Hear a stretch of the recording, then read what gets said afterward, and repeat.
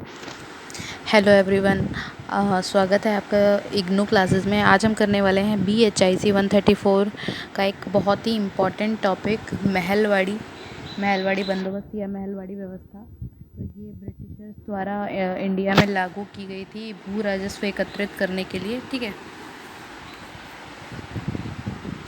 तो अब हम पढ़ते हैं महलवाड़ी देर ना करते हुए। ये अक्सर एग्ज़ाम में पूछा जाता है। तो महलवाड़ी पढ़ते हैं। तो 1801 से 1806 के बीच में जो लॉर्ड वेलेस्ली था, उसकी विस्तारवादी नीति के कारण उत्तर भारत में जो अनेक राज्य थे वो ब्रिटिश राज्य में मिल चुके थे। तो ये इलाका उत्तर पश्चिमी प्रांत के रूप में जाना जाता था। ठीक है, तो आरंभ में अंग्रेज़ों ने बंगाल के नमूने पर यहाँ भी बंदोबस्त करने की योजना बनाई। जैसे बंगाल में स्थायी बंदोबस्त, रैयतवाड़ी बंदोबस्त किया गया था ना, उसी तरीके से तो यहाँ पे भी इन लोगों ने कोशिश की एक बंदोबस्त करने की। तो वेलेस्ली ने अपने स्थानीय पदाधिकारियों को ऐसे ज़मींदारों की खोज करने के लिए कहा जो काफ़ी ऊंची दर पर राजस्व दे सकें पहले से ही। तो अगर कोई ज़मींदार ना मिले तो गांव-गांव जाकर के बंदोबस्त किया जाता था, और राजस्व अदायगी का जो काम है वो मुकद्दम गाँव के जैसे प्रधान होते हैं या प्रतिष्ठित जो रैयत होते हैं उनको सौंपा गया। तो बंगाल की तरह स्थायी बंदोबस्त कायम करने की योजना यहाँ पे भी बनाई गई। इसके साथ साथ राजस्व वसूली को बढ़ाने के लिए हर संभव उपाय भी किए गए यहाँ पे। और 1803 से 1804 में 188 लाख रुपए की मांग की गई, और ये मांग 1817 से 1818 में 168 लाख से बढ़कर के 297 लाख रुपए तक बढ़ा दी इन लोगों ने। तो इस प्रकार की बढ़ोतरी का अधिकांश जो है बड़े ज़मींदारों और राजाओं ने कड़ा विरोध किया। इस प्रकार की जो बढ़ोतरी की उसका ज़मींदारों ने और राजाओं ने कड़ा विरोध किया।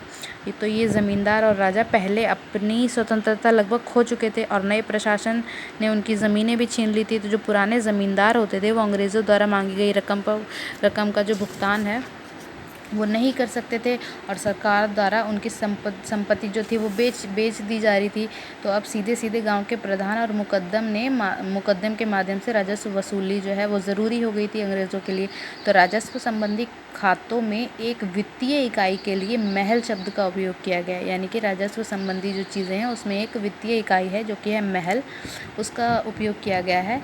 गांव आधारित कर निर्धारण को महलवाड़ी बंदोबस्त के रूप से यहाँ पे जाना जाता है। गांव आधारित मतलब जो बड़ी बड़ी रैयत थी या जो बड़े बड़े गांव प्रधान थे, उनके ज़रिए महलवाड़ी बंदोबस्त से पैसे लिए जाते थे, राजस्व इकट्ठा किया जाता था। इस व्यवस्था में एक व्यक्ति कई गांवों का जिम्मा ले सकता था। इस प्रकार बड़े ज़मींदारों का उदय होने लगा, और बंगाल के समान राजस्व वसूली में यहाँ भी अव्यवस्था आ गई। तो आरंभिक वर्षों में तो सरकारी पदाधिकारी जो थे वो अवैध तरीके से ज़मीन अपने पास रख लेते थे। तो इस समय सरकार को यह महसूस हुआ कि राजस्व वसूली में आमदनी से ज़्यादा खर्चा हो रहा है, क्योंकि बड़े ज़मींदार हो रहे थे। तो वो क्या करते थे कि सरकारी पदाधिकारी जो होते थे वो गलत तरीके से ज़मीनें अपने पास रखते थे। तो इससे आमदनी तो नहीं होती थी लेकिन खर्चा बहुत होता था। तो इसके बाद स्थायी बंदोबस्त को फिर समाप्त कर दिया गया। अब महलवाड़ी बंदोबस्त का सिद्धांत और व्यवहार कैसा था? तो 1819 में एक अंग्रेज़ पदाधिकारी हॉल्ट मैकेंजी ने एक सिद्धांत को सामने रखा कि ताल्लुकदार और ज़मींदार मूलतः राज्य द्वारा नियुक्त किए जाते हैं, और उस गांव के या उस ग्रामीण समुदाय के वो मालिक होते हैं जहाँ पे वो रहते हैं। ठीक है, तो गांव में ही होते हैं ज़मींदार और ताल्लुकदार।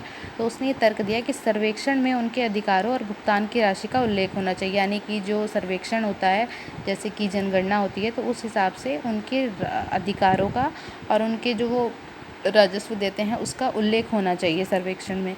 तो उसके ये विचार जो थे वो 1822 के अधिनियम 7 के रूप में संग्रहित हैं। तो इसके अनुसार ये ज़रूरी हो गया था कि जो सरकारी पदाधिकारी है वो ज़मींदारों और खेतीहरों आदि के अधिकारों का उल्लेख सर्वेक्षण में करें। ठीक है, तो मतलब जो सरकारी पदाधिकारी ज़मींदार हैं वो और खेतीहर जो हैं, इन सब के अधिकारों का जो जानकारी है वो सर्वेक्षण में होना चाहिए। साथ ही साथ इन बातों का भी जिक्र किया गया है कि किस खेत के लिए कितनी रकम निश्चित की गई है, ये सारी चीज़ें भी उसमें होनी चाहिए। तो गवर्नर जनरल का आदेश इस प्रकार होता था कि प्रत्येक गांव में लगान की दर, भुगतान के तरीके और प्रत्येक गांव की रकम का विस्तार से उल्लेख सर्वेक्षण में होना चाहिए। इसके अभाव में बंदोबस्त अपूर्ण माना जाएगा। अगर ये सारी चीज़ें उसमें डिफ़ाइन नहीं होगी तो जो बंदोबस्त है वो पूरा नहीं माना जाएगा। तो व्यवहारिक तौर पर ये तो इसका सिद्धांत था कि क्या क्या चीज़ें उसमें होनी चाहिए। अब उसका व्यवहार कैसा था, तो व्यवहारिक तौर पर इसे लागू करना असंभव सिद्ध हुआ, क्योंकि आकलन अपर्याप्त सिद्ध हुए। जो आकलन थे वो पूरी तरीके से आए नहीं, और राजस्व वसूल करने वाले पदाधिकारियों ने सरकार के खजाने को भरने के लिए मनमाने ढंग से अख्तियार किया। यानी कि जो सरकारी पदाधिकारी थे वो अपना खजाना भरने के लिए हर तरीका का अवैध तरीका अपनाते थे। तो इस तरीके से अगर व्यवहार देखें तो ये बहुत मतलब असंभव ही रहा ये महलवाड़ी बंदोबस्त यहाँ पे लागू करना। ठीक है, तो महलवाड़ी व्यवस्था ग्रामीण समुदाय को भला तो नहीं कर सकी, लेकिन असंभव कर निर्धारण द्वारा ग्रामीण अर्थव्यवस्था को इसने खोखला बना दिया। और 1833 में ये निर्णय लिया गया कि सभी अधिकारों और भुगतानों का विस्तार पूर्वक दर्ज करने की नीति जो है वो छोड़ दी जाए, और गांव द्वारा दी जाने वाली रकम का मोटा खाका बनाया जाए। तो बाद के वर्षों में जो काश्तकार थे, जो छोटे छोटे मतलब हस्तशिल्प का काम करते थे, वो उनको ज़मीनों के मालिकों को दी जाने वाली रकम के आधार पर राजस्व की राशि तय की गई। ठीक है, और इस रकम के आधार पर बंदोबस्त पदाधिकारियों को पूरे गांव या महल की ज़मीन से प्राप्त होने वाला जो राजस्व था उसको निर्धारित किया गया।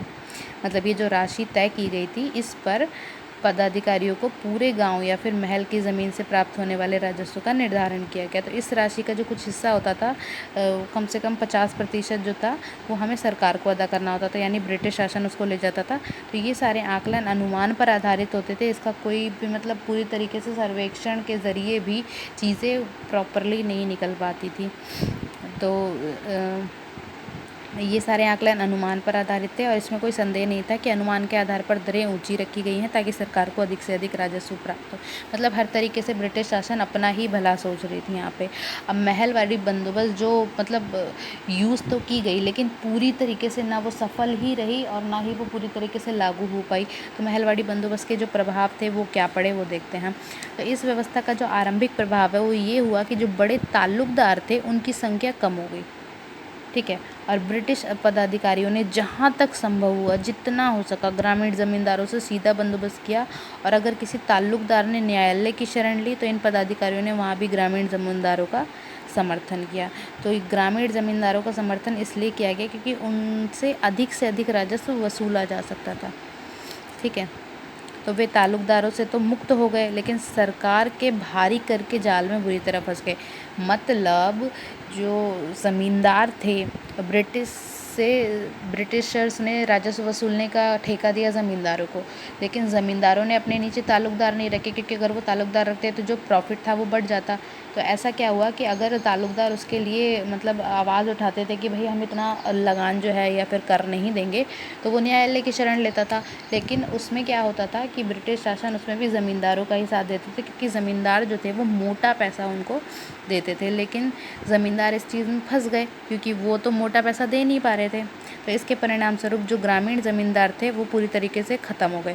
तो एक पदाधिकारी ने अलीगढ़ की स्थिति का विवरण देते हुए कहा है कि जमा की दर जो है वो बहुत ज़्यादा होती थी, मतलब भू राजस्व बहुत ज़्यादा होता था। ऐसे में माल गुजार और राजस्वदाता अपनी स्थिति सुधारने की आशा छोड़ चुके थे। मतलब राजस्व इतना ज़्यादा दर उसकी होती थी कि जो डेली का अपना लाइफस्टाइल है वो उसकी भी स्थिति बहुत बेकार हो चुकी थी, और भार को सहने में वो सक्षम भी नहीं थे। पूरी तरीके से ऋण के तले दब गए थे, मतलब इतना ज़्यादा कर्जा हो गया था, और बकाया राशि अदा करने की हालत में भी नहीं थे।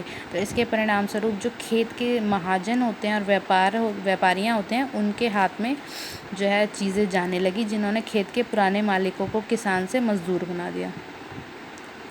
ठीक है, यानी कि जो किसान थे वो किसान से मजदूर बन गए, और जो ज़मींदार थे उनकी तो हालत थी ही खराब। तो सोचो किसानों का क्या हाल हुआ होगा।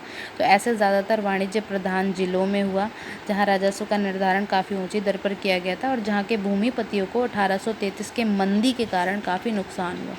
ठीक है, तो 1833 के बाद व्यापार जो था वो पूरी तरीके से ख़त्म ही हो गया था, और निर्यात बिल्कुल मंदा हो गया। तो 1840 के दशक में कई बार ऐसी स्थिति आती थी कि बकाया राशि वसूल करने के लिए ज़मीनें बेच देनी पड़ती थी, और कोई ख़रीदार भी नहीं मिलता था।